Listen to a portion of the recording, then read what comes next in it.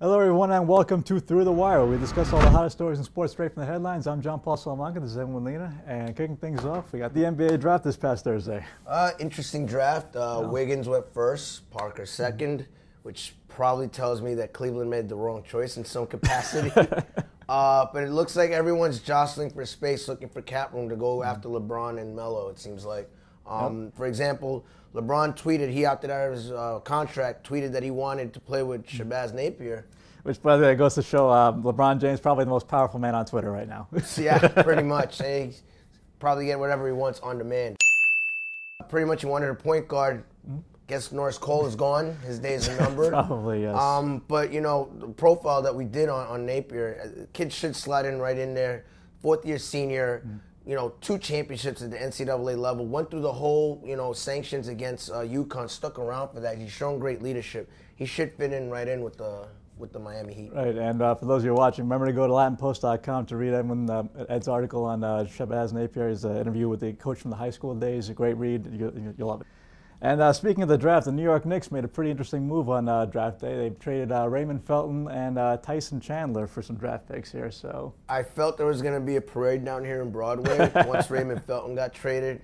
Dallas obviously regrets not matching the contract to keep Tyson Chandler there.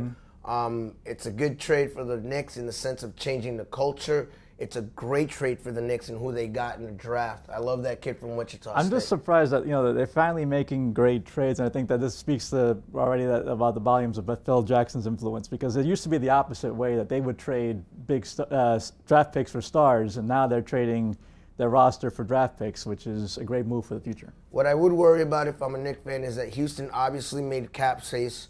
Chicago made cap space. If I remember correctly, Dougie McBuckets is now with Chicago. I love that kid.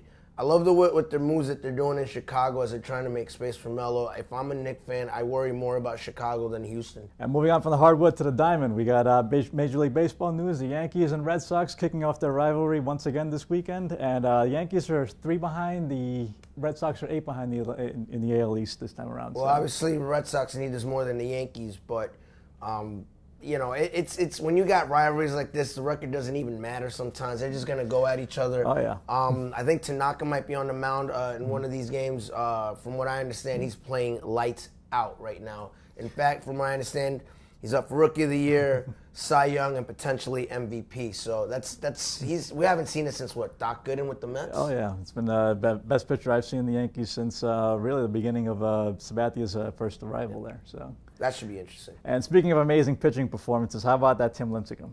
Timmy. Second no-hitter within a year, and once again against the poor San Diego Padres. It seems like he owns the Padres. To do that in a calendar year to the same team, both on the road and at home, it's a pretty amazing feat.